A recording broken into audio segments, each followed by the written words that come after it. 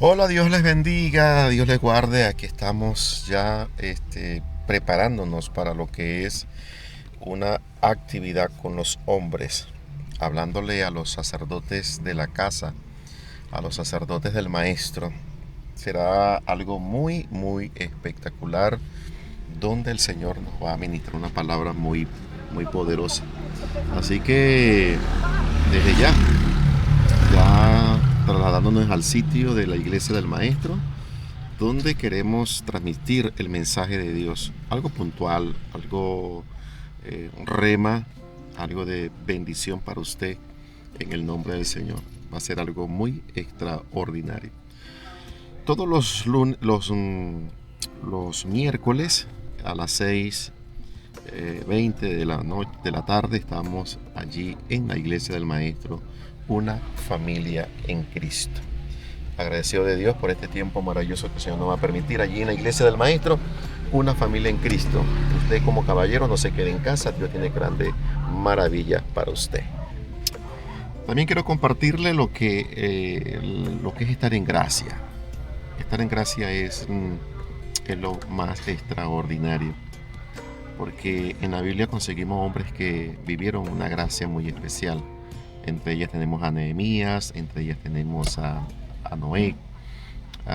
Tenemos hombres que fueron destacados en la gracia de Dios y fueron salvados por algo, fueron salvados por la gracia de Dios. Así que bendiciones de lo alto, el Señor me les bendiga. Hoy a las 6:20 estaremos allí en la iglesia del Maestro, una familia en Cristo. Bendiciones.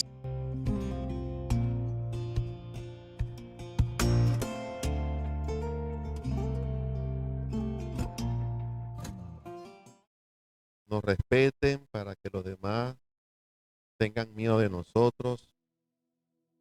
¿Por qué Dios nos sube en alto? ¿Por qué Dios nos levanta?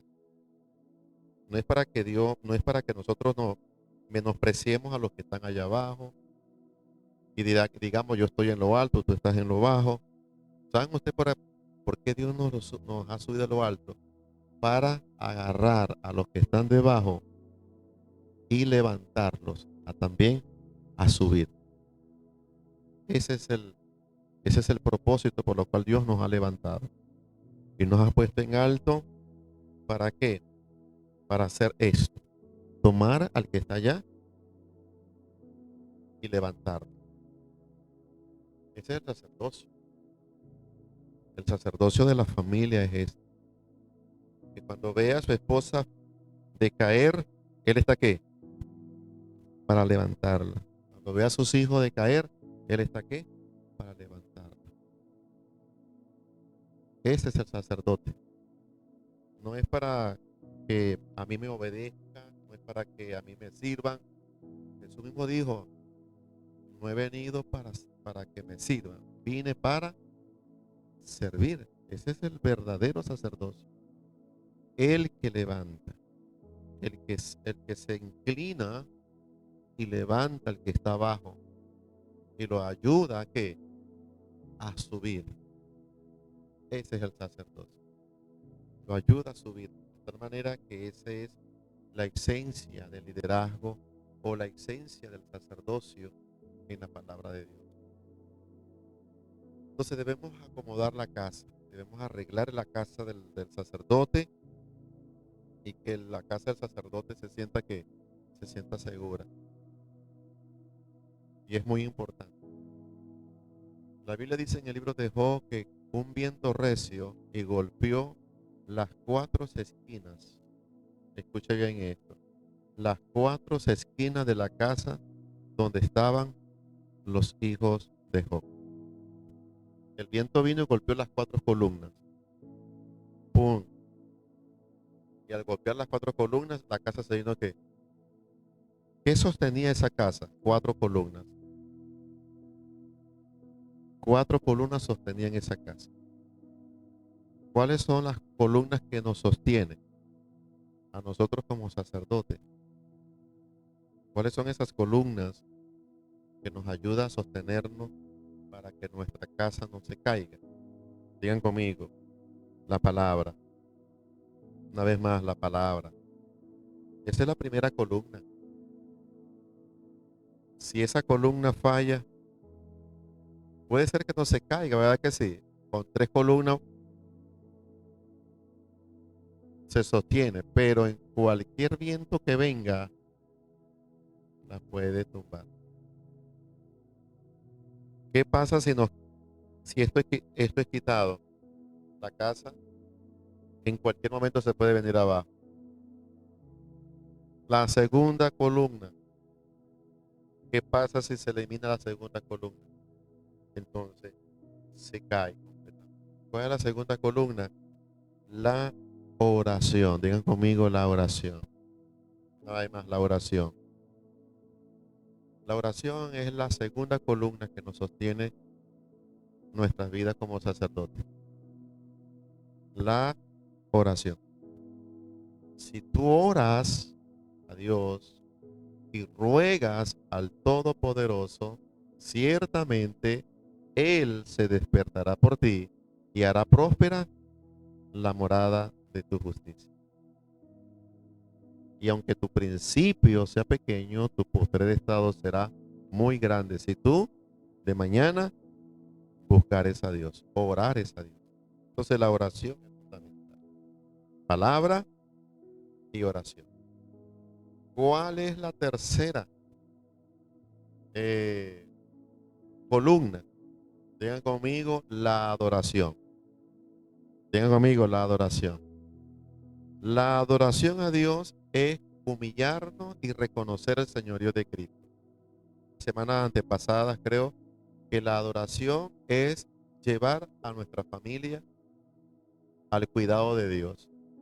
Es reconocer que Dios es todo. Es saber que Él es todo, mi familia, todo, Señor. Y en actitud de humillación exaltamos al que nos sostiene, al que nos guarda, al que nos cuida. Digan conmigo la adoración. Primera columna, ¿cuál es? La palabra. La segunda columna, la oración. La tercera columna, la adoración. Todos los días debemos adorar al Señor. Un músico no es adorador. Un tecladista no es un adorador. Adorador es el que se desprende de toda su vida y le entrega a Dios una adoración, unas palabras, una humillación delante de la presencia de Dios. No todo el que cante es un adorador. No todo el que toca un teclado, una guitarra, algo es un adorador. El adorador es de espíritu. Digan conmigo, el adorador es de espíritu. Dice la Biblia que Él busca adoradores que le adoren ¿en qué? En espíritu y en verdad. Puede cantar muy bonito, puede tocar cualquier instrumento muy bonito, pero si no hay adoración, si no hay un espíritu de adoración, pues simplemente son músicos, son profesionales. ¿Y qué es lo que baja la gloria de Dios? La adoración en espíritu. Amén. La tercera, la cuarta es fundamental y es muy importante. Digan conmigo la consagración. La consagración. ¿Por qué dejé esto de último? Porque es fundamental. La consagración te permite a ti mantenerte en el sacerdocio. La santificación. Si no hay santificación en el sacerdocio, es mirado en Dios como de lejos. Entonces debemos vivir una vida de qué? De una verdadera consagración al Padre en el nombre de Jesús. Entonces, ya que están ustedes paraditos y están cansados ya, digan conmigo, la vida de un sacerdote, la casa de un sacerdote está fundamentada en 4 columnas. Número 1, número 2, número 3 y número 4, consagración. ¿Cómo está usted del 1 al 10 en cada una de ellas? ¿Cómo está del 1 al 10 en la primera columna? Del 1 al 10, ¿usted ha leído usted la palabra de Dios? ¿Leyó usted un momentico la palabra de Dios? Muchos dicen, no, es que no me da tiempo, eso es mentira, eso es boba. Pero sí le dio bastante tiempo para estar metido en el teléfono, le dio tiempo para revisar todas las redes sociales, responderles a cosas bobas, eh, pero no nos acordamos que de la palabra de Dios. Entonces nuestro sacerdocio, sin esas 4 columnas, el viento pegó ¿dónde? En las 4 columnas. En las 4 columnas. Y los vientos vienen son sobre las columnas, por esas cosas. El diablo nos quiere robar la oración, el diablo nos quiere robar ¿qué? La palabra, el diablo nos quiere robar la adoración y nos quiere robar ¿qué? La consagración. Él vino para matar, robar y destruir. Mas Jesús, digan conmigo, Jesús vino para deshacer las obras del infierno. Levante su mano nuevamente y digan conmigo, mas Jesús, Jesucristo, el Hijo de Dios, vino para deshacer las obras de las tinieblas. Amén. Entonces eso es fundamental. Esas 4 columnas no podemos permitir que el diablo las arrebate y se las pueda, y grande sería la ruina, grande sería la caída de un sacerdocio como tal en el nombre del Señor. Amén. Vamos a orar. Padre, en el nombre de Jesús, en esta hora, agradecido de ti, porque estamos aquí para pulir nuestras vidas como sacerdotes, tener esa identidad como hombre de Dios, entender, Señor, que estamos llamados para ser sacerdotes, Señor, con palabra, sacerdote, Señor, con oración, sacerdote con una vida de consagración, sacerdote con una vida de adoración. Señor, una vida que nos lleve a más allá de lo impensable, una vida que nos lleve a ver la vida, Señor, que soy un sacerdote y que no solamente soy un proveedor para mi familia, que no solamente soy un esposo, que no solamente soy alguien que está allí para darle una seguridad a una familia. Estoy allí, Señor, para un propósito eterno, más allá del humano, más allá de lo material, más allá de lo que representa este mundo. Padre, un propósito espiritual muy grande. Hay un propósito muy poderoso en nuestras vidas. Padre, no giramos en un torno solamente en lo que la gente piensa, los gentiles buscan, como es el pan, la comida, el vestir, todas estas cosas. Tú le dijiste mismo a tus discípulos, los gentiles buscan todas estas cosas, mas buscad ustedes primeramente el reino del Señor como sacerdote, Dios primero, el reino primero y las demás cosas vendrán por añadidura.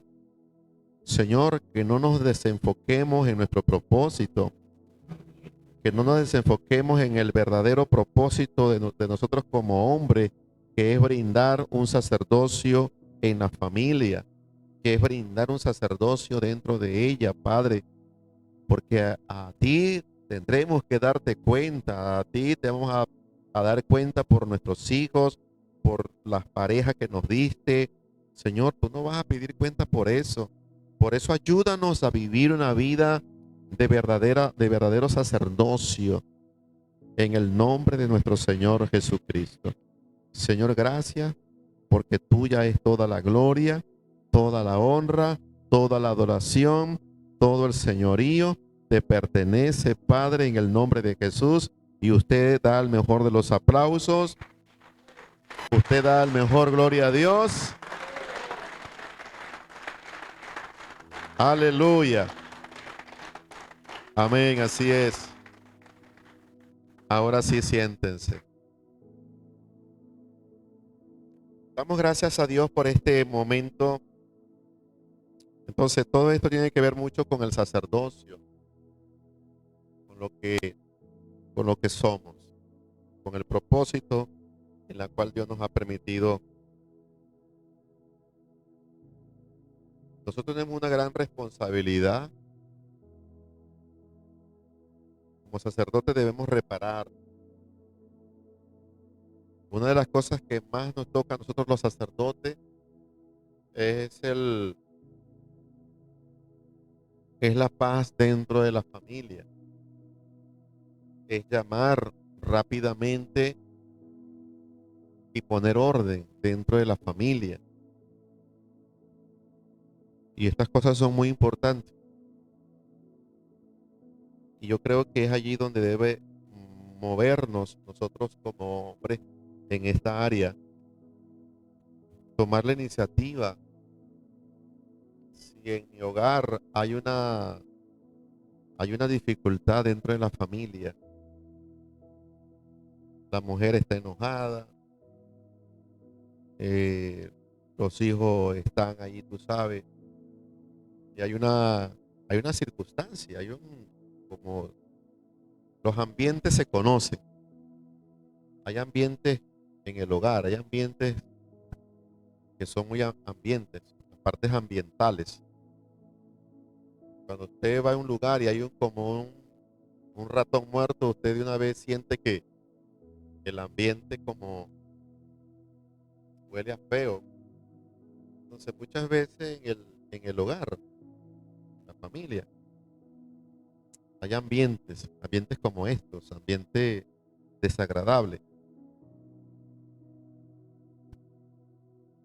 Y vamos a acostumbrarnos a esto, vamos a acostumbrarnos a vivir una vida en un hogar que haya mal olor. ¿Qué hace usted cuando en su casa hay mal olor? Busca donde está ese animal muerto, busca si es una cañería que está abierta y usted vive y resuelve, ¿verdad que sí?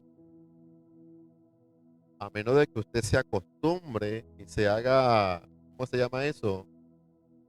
Habituado a ese mal olor y ya para usted no es mal olor, porque ya está que acostumbrado a ya está acostumbrado a ese olor, ya está acostumbrado a oler a que la casa huele a cloaca, ¿verdad que sí? Hay gente que en sus casas, cuando más pues, hay una bote de broma así de aguas negras y ellos bien, gracias, tranquilos, se acostumbran a vivir así. En el sacerdocio, en la casa del sacerdote, cuando más detectamos esto, de una vez buscamos qué solución, porque ahí estoy habitando yo, está habitando mi familia, está mi esposa, y de una vez resolvemos el problema. Entonces no permitamos que esas cosas puedan permanecer dentro de nuestro hogar. La Biblia dice eh, que la mosca muerta hace dar mal olor al perfume del perfumista. Las moscas muertas hacen que el perfume del perfumista, pues, entonces, ¿qué es lo que tenemos que hacer como sacerdote? Si hay una mosca muerta, ¿qué vamos a hacer? Sacar la mosca para que no afecte en nada nuestro entorno, nuestra relación. Y usted como sacerdote está llamado, hablo con los casados, usted como sacerdote está llamado a la reconciliación inmediata. Si usted ve que la mujer está enojada, no espere que la mujer lo busque para que resuelva. No espere que la mujer sea la que doblegue, porque muchas veces viene el orgullo machista. Fue ella la que empezó, fue ella, no, pero si tú sabes que como sacerdote hay un ambiente complicado en la familia, ¿qué es lo que tiene que hacer? llama a tu esposa, llama a tus hijos, ven acá, vamos a sentarnos, vamos a resolver esto. Porque eres el sacerdote, no es tu mujer la sacerdote de la casa, eres tú el sacerdote de la casa. Y llama rápidamente a ella y dice, ¿qué pasa? ¿Por qué estás enojada? ¿Por qué estás brava? Y que la discusión sea para paz. La mujer puede ser que se descargue y tú eres esto, esto, esto. Usted haga silencio y escúchela, escúchela. Y usted escúchela, escúchela, escúchela. Cuando usted quiera hablar y quiere intervenir, muérase la lengua, escúchela, escúchela, escúchela. Eso le está dándote la oportunidad de que ella que se desahogue. Vote todo lo que tenga que votar. Vote todo lo que tenga que votar. Y alguna vez usted va a querer, como se dice, intervenir. Haga silencio. Después que ella se le termine todas las 60,000 palabras que tiene en el día para hablar, entonces ahí viene y habla el sacerdote.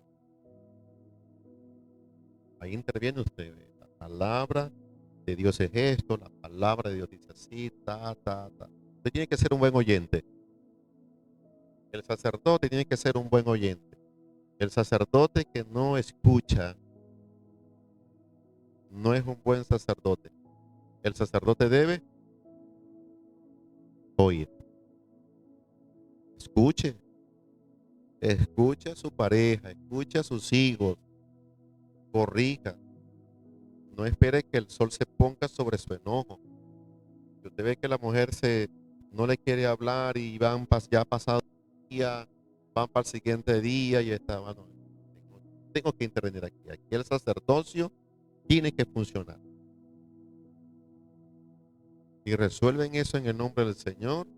En lo que respecta a usted, usted intervino, usted obró, se metió allí en el nombre del Señor y Dios se va a glorificar grandemente. Dios no te va a dejar avergonzado.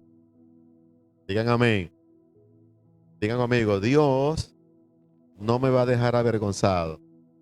Me va a dar la victoria, vamos a triunfar, vamos a hacer las paces, vamos a abrazarnos, vamos a pedirnos perdón, reconocer si yo fallé, te pido perdón por esto, te pido perdón por estas cosas.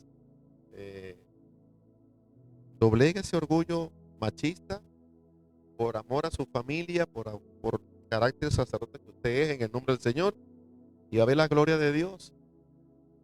No permita que su casa sea un ambiente tenso.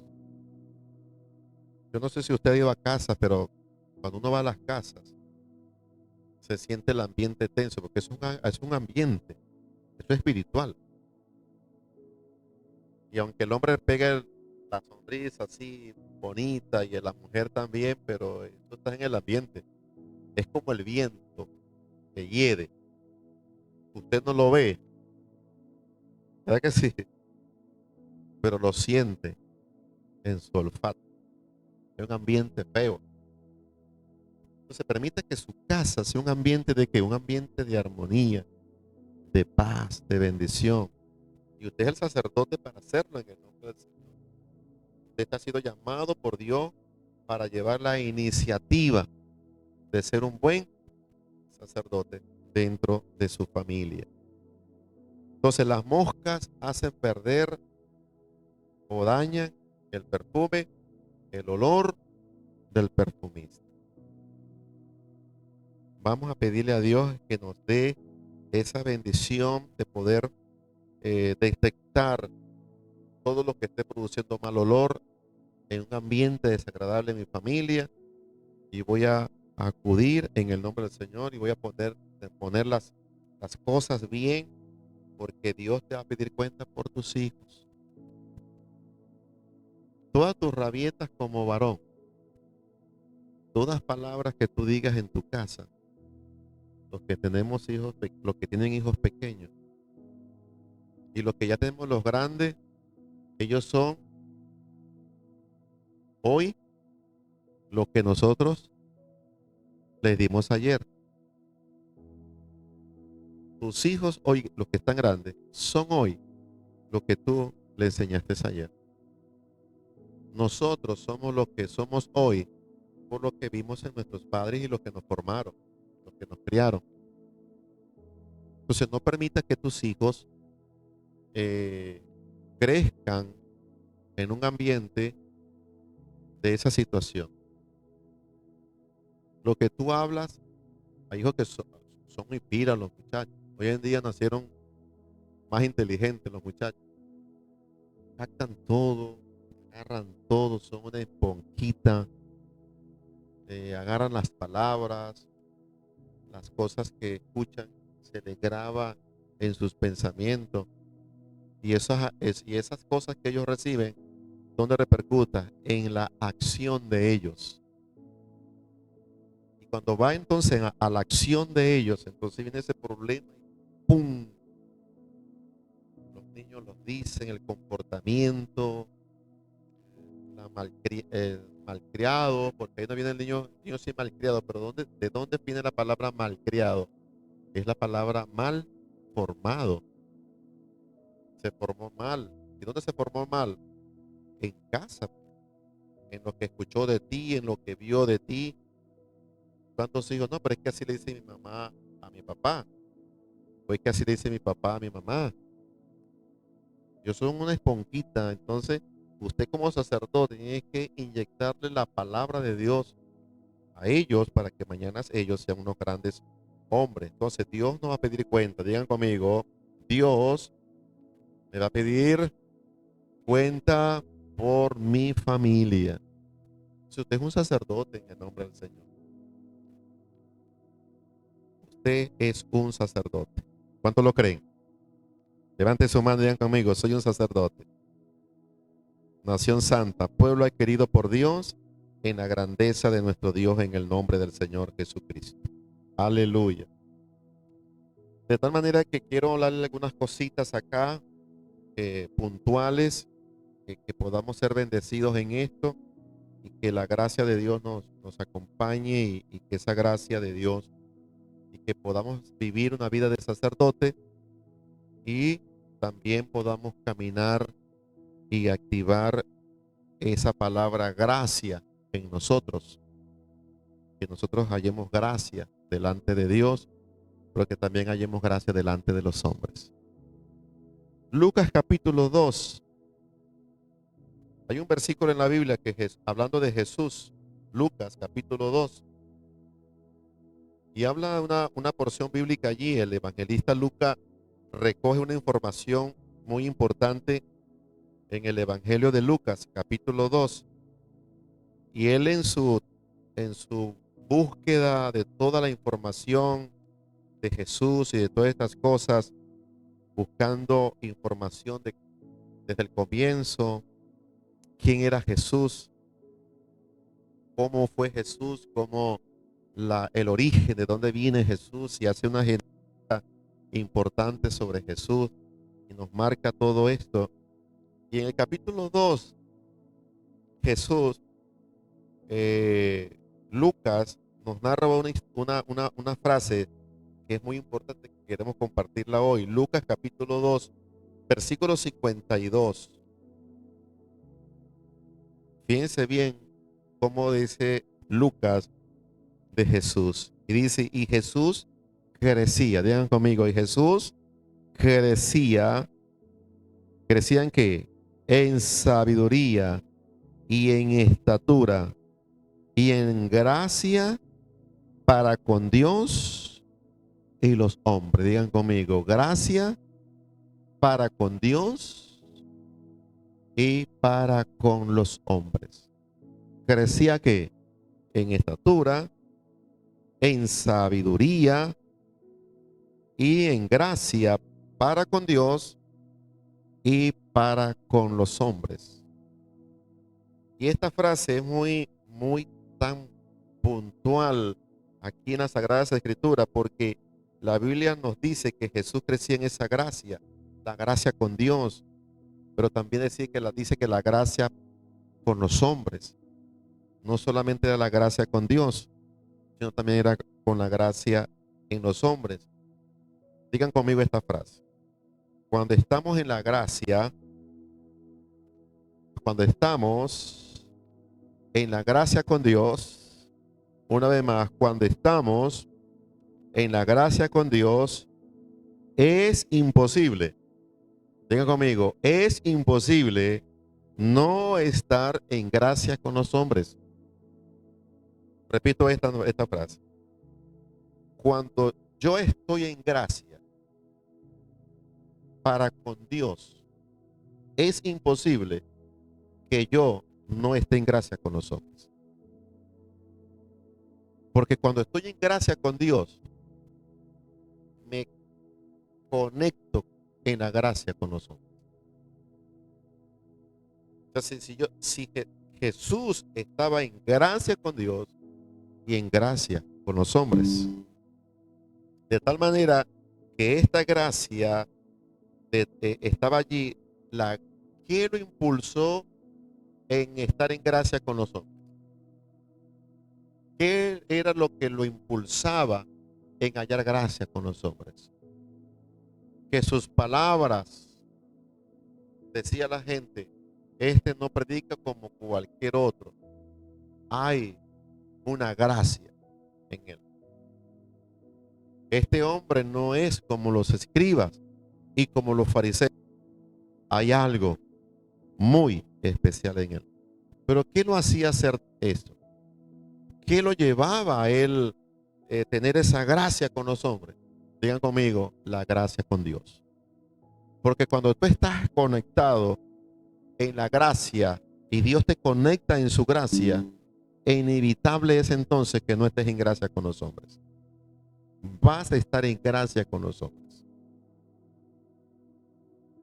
Por eso es que usted debe y yo debo buscar que la gracia de Dios se conecte a mi vida. Y es algo puntual. No te estamos hablando de la gracia de la salvación. No te estoy hablando de la gracia para ser salvo. Que por gracia soy salvo por medio de nuestro Señor Jesucristo. No te estoy hablando de esa gracia. Te estoy hablando del favor de Dios en tu vida. Cuando tú tienes el favor de Dios en ti, entonces es imposible que no tenga yo el favor también con los hombres. Ahí es donde Dios nos abre puertas. Ahí es donde Dios nos pone gracia en el rostro. Ahí es donde la gente te ve a ti como el hombre, te ve a ti como el instrumento de Dios y te pone en gracia. Te abre puertas. Te da oportunidades por la gracia de Dios en ti. Entonces te hablo no de la gracia para ser salvo, porque por gracia soy salvo. Inmerecidamente la gracia de Dios me salvó. O sea, no merecía la gracia para la salvación, pero la gracia de Dios me salvó. No te estoy hablando de esa gracia. Eso es muy aparte. Te hablo del favor de Dios en tu vida. Es esa gracia que te hace estar bien, que emana. La gente te ve y te pone en gracia. La gente te observa y te pone en gracia. Te ven de lejos y de ya hay una gracia de Dios muy favorable para ti. Te ven conversando y pueden haber cientos de personas, pero cuando la gracia de Dios está en ti, la gente se va a fijar en ti, la gente va a verte a ti, la gente van a preguntar por ti. ¿Por qué? Porque es la gracia de Dios. Eso es muy hermoso. Y Jesús así era. Lucas registra esto. El niño crecía en estatura, en el conocimiento, en la sabiduría, pero también crecía en gracia con Dios. Era agradable ante los ojos de Dios. Dios se complacía de ese hijo, de ese niño. Desde pequeño estaba allí la gracia de Dios. Desde chiquitico estaba la gracia de Dios con él. Wow, por eso dijo él en aquel bautismo, este es mi hijo amado, en la cual tengo mi complacencia, me agrada mi hijo. Es una gracia especial. Entonces, repitan conmigo, cuando estoy en gracia con Dios, imposible no estar en gracia con los hombres. Es imposible, yo no, o sea, tengo que estar en gracia con los hombres, porque la gracia de Dios me impulsa a caerle bien a la gente, a caerle bien a ciertas personas, a caerle bien a cierto grupo, a caerle bien a alguien. O sea, emana la gracia de Dios. Amén. Entonces ahí es donde conseguimos cosas. Es como cuando Israel salió de la esclavitud y la gracia de Dios estaba con ella. Puertas que tocaban eran puertas que se abrían. Bocas que se pedían y eran dádivas que se daban. ¿Por qué? Había una gracia en el momento, había una gracia en el ambiente, una gracia tan extraordinaria en el ambiente que eso no lo podía sacar nadie de ahí. Es una gracia. Por eso es que Dios dijo, no te sacaré con las manos vacías, te voy a sacar con riquezas. Y esa gracia estaba en Israel. Una gracia poderosa. Entonces, digan conmigo, es imposible que si estamos en gracia con Dios, no vamos a estar en gracia con los hombres. Es imposible, es allí. Vamos a estar en gracia con Dios. ¿Cómo quiere usted estar en gracia y caer en gracia con los hombres? Póngase en gracia con Dios. Agrade a Dios. Que Dios diga, este es mi hijo amado. Esa gracia te va a llevar a abrirte puertas. Puertas donde que muchos han tocado y tú las vas a tocar y se van a abrir. Es la gracia de Dios. Muchos han intentado hacer cosas y si tú las haces, la gracia de Dios te respalda. Muchos en los tiempos de Abraham hicieron huecos para buscar agua y no conseguían nada. Abraham abrió un hueco y conseguía ¿qué? Conseguía agua. Vean conmigo la gracia de Dios. La gracia de Dios. Entonces, esa misma gracia de Dios te conduce a estar en gracia con los hombres. Cuando estás en gracia con Dios y Dios ve tu lealtad, Dios ve tu fidelidad, Dios ve tu constancia, Dios ve tu vida de consagración, Dios ve tu temor, Dios ve esa humildad en tu vida y te da una gracia especial, te da una gracia. Entonces, esa misma gracia te hace estar te conduce a estar en gracia con los hombres. Génesis capítulo 39, vamos a leer allí. Génesis capítulo 39 para respaldar esto que le estoy diciendo. Génesis capítulo 39. Y allí vamos a ver una historia muy conocida, porque tiene que ver mucho con un personaje que se ha predicado mucho sobre él. Pero aquí hay una verdad que es tremenda. Génesis capítulo 39, versículo 1 al 6. Dice así la palabra de Dios. Llevando pues José a Egipto, Potifar, oficial de Faraón, capitán de la guardia, varón egipcio, lo compró de los ismaelitas que lo habían llevado allá. Aquí está la frase. Mas Jehová estaba con José. Y fue varón que próspero y estaba en la casa de su amo, el egipcio. Y vio su amo que Jehová estaba con él y que todo lo que él hacía, Jehová lo hacía prosperar en sus manos. Y fíjense bien, así halló José gracia en sus ojos. Y así halló José gracia a sus ojos. ¿Cómo halló gracia José en los ojos de este hombre? Porque había una gracia especial de Dios en él. Y todo lo que hacía José prosperaba. Estaba Dios con José. Me gusta esa frase. y estaba Dios con José y lo puso en gracia. Y todo lo que hacía José, Dios lo prosperaba.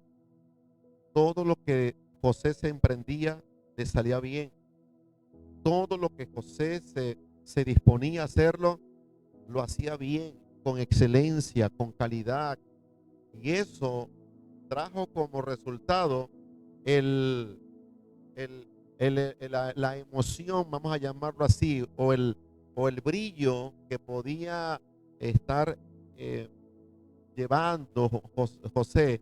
Y ese brillo impresionó de una u otra manera a Potifar, que él lo puso en los lugares más de honor, de lugares de honor, lo puso a gobernar su casa, lo puso a gobernar su hogar. Le dijo: todo lo que está en tus manos, José. Nadie podía hacer algo, nadie podía hacer nada si José no había dado la orden. Un lugar de honor, de especial honor. Pero hay algo muy importante. Cuando tú estás en gracia, ten cuidado, porque hay un diablo que quiere robar tu gracia. Se levantó una mujer cercana a Potifar, que era la esposa de él, y quiso arrebatarle su gracia. El momento que estaba allí, se levantó un cuento, se levantó esto, y allí inclusive fue algo tan tremendo, algo tan extraordinario, que luego hay unas versiones, la versión 70, por ejemplo, ellos hacen una frase que aunque Faraón, perdón, el capitán, el general que estaba allí, la versión 70 hace una aseveración donde dice que aunque él no lo aceptado en su corazón, que José hubiese hecho eso con su esposa, pero por tratarse de que era su esposa, condenó a José. Pero ahí no acababa todo, porque cuando la gracia de Dios está contigo, aunque el diablo se invente cualquier cuento, donde tú vayas, ahí está la gracia de Dios contigo. Luego fue llevado ¿a dónde? A la cárcel. Y en la cárcel le halló tanta gracia que en el versículo 39, capítulo 39 del mismo versículo 21 dice: pero Jehová estaba ¿con qué? Con José. Es la misma frase del versículo 2, 39:2 dice: mas Jehová estaba con José. En el versículo 21 dice: pero Jehová estaba ¿con quién? Con José, y le extendió su misericordia y le dio gracia en los ojos del jefe de la cárcel. ¿Por qué? Porque la gracia, donde él iba estaba la gracia de Dios. Pero ¿por qué halló gracia halló gracia ante el general y lo puso en lugares de honor? Halló gracia en la cárcel, donde halló gracia el que estaba encargado de la cárcel, y halló gracia. ¿Pero por qué? Porque había una conexión de una gracia sobrenatural en él con Dios. Cuando tú estás en gracia con Dios, donde sea donde estés, allí está la gracia de Dios contigo. Amén. Digan conmigo: la gracia de Dios. Y esto es maravilloso, mis hijos, porque nos debemos entender esa verdad fundamental en nuestras vidas. Debemos creer esta verdad. Es imposible, digan conmigo, es imposible que estando en gracia con Dios no vaya a estar en gracia con los hombres. Esa es la puerta que te abren las demás. Ese es el botón que te abre todas las demás cosas. Las gracias de Dios. Y aunque tengas allí dificultad, y aunque se levante espíritus en mundo para tratar de romper, es que no se trata del hombre, no se trata de la persona en la cual yo le caí gracia, porque la persona que tal vez yo le caí en gracia ya no esté más en gracia conmigo, pero Dios tiene otras personas que voy a caer en gracia con ellos. Amén. Porque no se trata de la persona, no se trata del que yo tenga en gracia, porque esos son momentos temporales que Dios me pone en gracia con ellos. Si Dios me pone en gracia con una persona, no quiere decir que va a ser una gracia permanente. Va a ser momentos para los cuales Dios lo va a usar por un momento determinado de mi vida y luego vendrán otra gente para favorecerme y para bendecirme. Yo debo entender esa verdad. No todo lo que Dios pone a mi camino van a vivir una vida permanentemente al lado mío. No. Pero Dios tiene gente preparada para que si cuando yo no estén, otros puedan abarcar bendiciones de gracia sobre mí. Y Él me va a favorecer. Porque no se trata del hombre, se trata de la gracia de Dios conmigo. Punto. Eso es lo que dice la palabra de Dios. Entonces te puede fallar cualquier cosa, te puede fallar alguien, te puede fallar alguien que tú caíste en gracia y fue usado por Dios para un momento. Potifar fue un instrumento que fue usado por Dios por un momento determinado. Y José cayó en gracia porque Dios estaba con él. Terminó Potifar, pero luego vino ¿qué? El jefe de la cárcel. Luego ya no estaba el jefe de la cárcel, sino que estaba ¿quién? El propio faraón. Y le dio un honor por encima de todas las cosas. Estaba José, menos en su trono. Le dio hasta el anillo. Porque no se trata del hombre, se trata de quién? De la gracia. Todo te puede fallar, pero la gracia de Dios te va a dar gente nueva, gente que te van a respaldar, gente que van a estar contigo allí en el nombre de Dios. No se trata de gente, no se trata de hombre. Entonces, cuando muchas veces vemos la gracia de Dios solamente en el hombre, entonces es cuando lloramos al hombre. Ay Dios, y si este me falla, y si este se va, y si este se no, que se vayan. La gracia de Dios está conmigo. Es fundamental y eso hay que entenderlo en el espíritu. ¿Por qué? Porque cuando tú tienes esa gracia, muchachos, maravillosas cosas grandes y poderosas en tu vida. Amén. Hubieron tres hombres, con esto termino, hubieron tres hombres que vivieron una vida de gracia muy maravillosa. Hombres que fueron marcados, y Dios les puso en gracia. El primer hombre que escogí es el hombre llamado Nehemías, que fue un hombre que halló gracia, un hombre que halló gracia. Y está escrito en su mismo libro, en el libro de Nehemías, vemos allí en el capítulo 1 de Nehemías, llegó un familiar de él les preguntó cómo estaban la gente en su tierra, le dio una mala información, les dijo la gente está mala, la gente se está muriendo, la gente está en agonía, las puertas están caídas, hay fuego por todas partes, o sea, está destruida Jerusalén.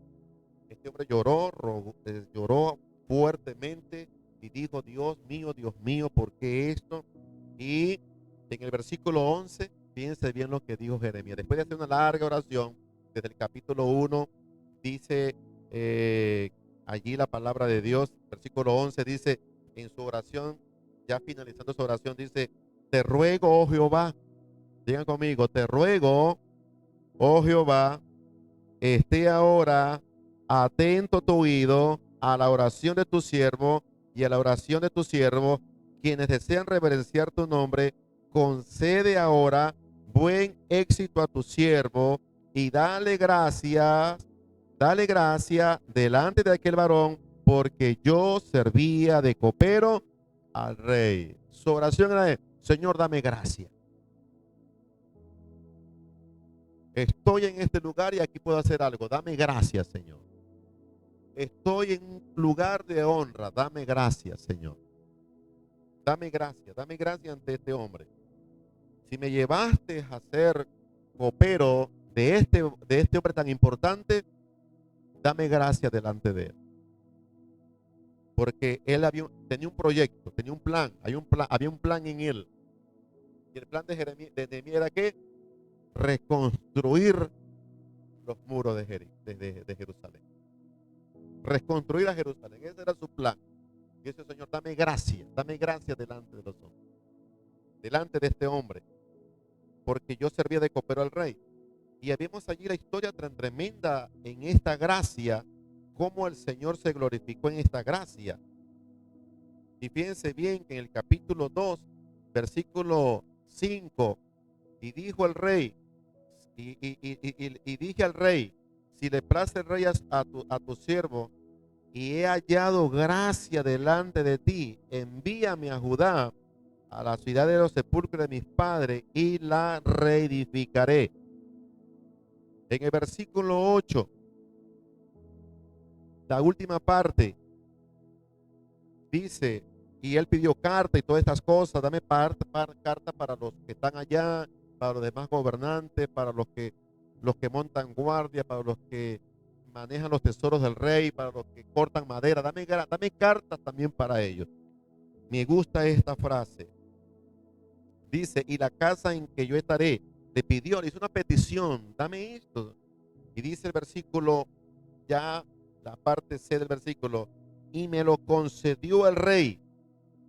Dice, diga conmigo, me lo concedió el rey según la benéfica mano de mi Dios sobre mí.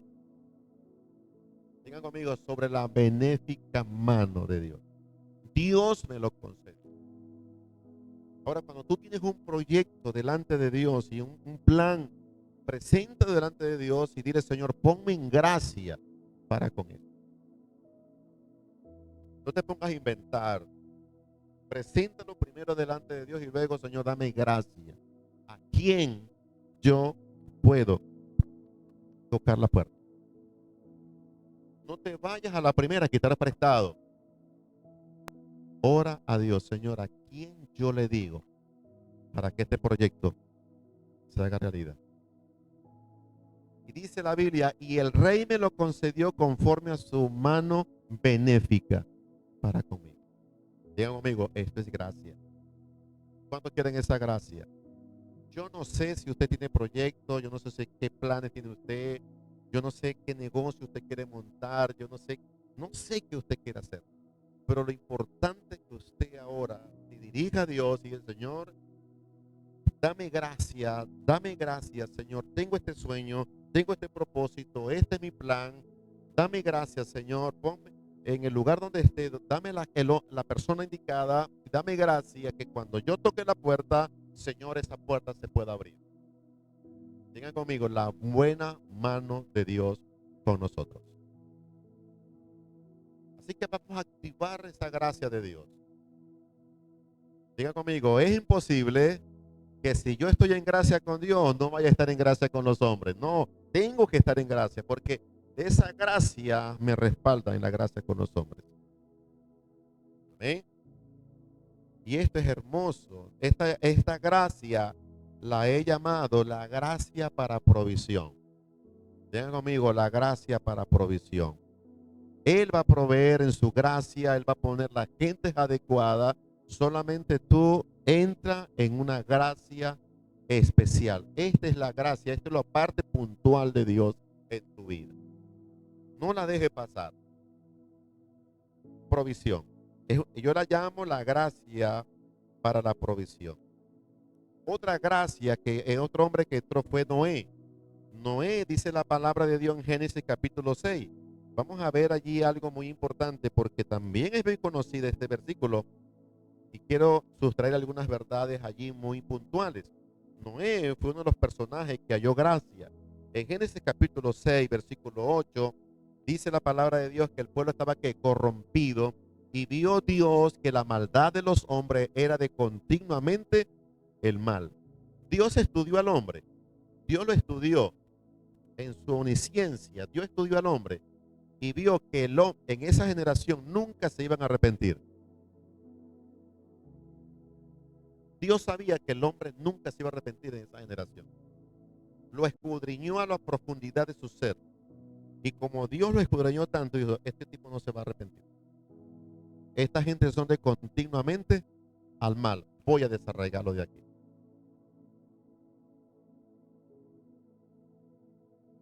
Cuidado que Dios nos estudie, que nos halle y que diga que nosotros nunca vamos a... Es triste, ¿verdad que sí? Y que Dios nos escudriña. Este no va,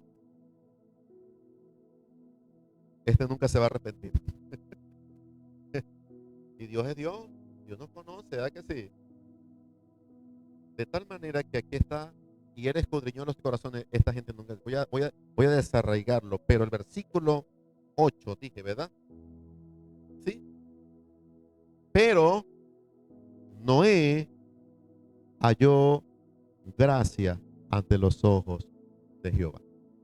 Ante toda aquella generación perversa que Dios vio, porque yo creo que ni aún sus hijos, eh, pero fueron salvos por la gracia que había de Dios en Noé. Esa gracia arropó la familia, esa gracia los arropó a ellos. Una gracia inmerecida los arropó totalmente. Y Noé, aquí dice la Biblia, Noé que halló gracia.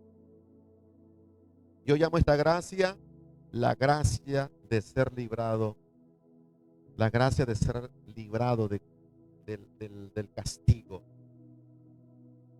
Es la gracia de Dios con nosotros. Otro personaje que halló gracia fue un personaje llamado Lot. Génesis capítulo 19. Allí Génesis capítulo 19, versículo 15 al 23, me llama la atención esta frase porque da a entender cómo la gracia de Dios alcanzó a Lot. Cómo la gracia de Dios alcanzó a Lot. Capítulo 19 de Génesis. Y los, los hombres perversos estaban allí, los ángeles. Y al rayar el alba, los ángeles daban ¿qué? Prisa a Lot diciendo, el versículo 15, los ángeles daban prisa a Lot diciendo, levántate, toma a tu mujer, a tus hijas que se hallan aquí para que no perezcan en el castigo de la ciudad. Y deteniéndose él, los varones le asieron, lo tomaron de la mano, bruscamente lo tomaron, ¡pum! Lo agarraron. Porque el hombre estaba como que, ¿me voy o no me voy? Me quedo, y esto lo asió, dice la palabra de Dios, lo tomó, lo asió, lo agarró fuertemente esos ángeles y lo sacaron. Y dice versículo 16, dice versículo, los ángeles no perezcan el castigo de la ciudad. Y deteniéndose él, los varones asieron de su mano y de la mano de su mujer y de las manos de sus dos hijas, según la misericordia de Jehová para con él, y lo sacaron y lo pusieron fuera de la ciudad. Cuando los hubieron llevado fuera, dijeron, escapa por tu vida, no mires atrás, ni para nada, ni toda esta llanura, escapa al monte, no sea que perezca. Pero lo intercede algo muy importante. O yo ruego, señores míos, y aquí ahora he hallado vuestro siervo gracia a vuestros ojos, y habéis agradecido vuestra misericordia que habéis hecho conmigo, dándome la vida, mas yo no podré escapar al monte, no sea que me alcance el mal y muera. Y aquí ahora está esta ciudad, está cerca para huir allá, la cual es pequeña. Déjame escapar ahora ya. ¿No es ella pequeña y salvaré mi vida? Y le respondió, he aquí, he recibido también tu súplica sobre esto, y no destruiré la ciudad que me has hablado. Date prisa, escápate allá, porque nada podré hacer hasta que no hayas llegado allí. Por eso fue llamado en el nombre de aquella ciudad Zoar, que se llama pequeña. El sol salía, dice, el sol salía sobre la tierra cuando Lot llegó a Zoar. El tiempo de la gracia. No hacer nada hasta que tú no llegues. Yo no voy a hacer nada, no va a haber fuego, no va a haber destrucción hasta que tú no llegues a esa ciudad pequeña. La misericordia conmigo, la gracia de Dios. Yo llamo esta gracia una gracia por amor. Digan conmigo, una gracia por amor. ¿Por qué Lot fue salvo? ¿Por qué Lot fue escapado? ¿Por qué Dios lo libró? Porque hubo un hombre que intercedió fuertemente por Lot. ¿Su tío qué? Su tío Abraham. Yo lo llamo entonces la gracia por Abraham. Una gracia maravillosa. Una gracia extraordinaria. Y cuando él, durante todo este caminar, nada hizo. El ángel no pudo hacer nada hasta que llegó a Zoar.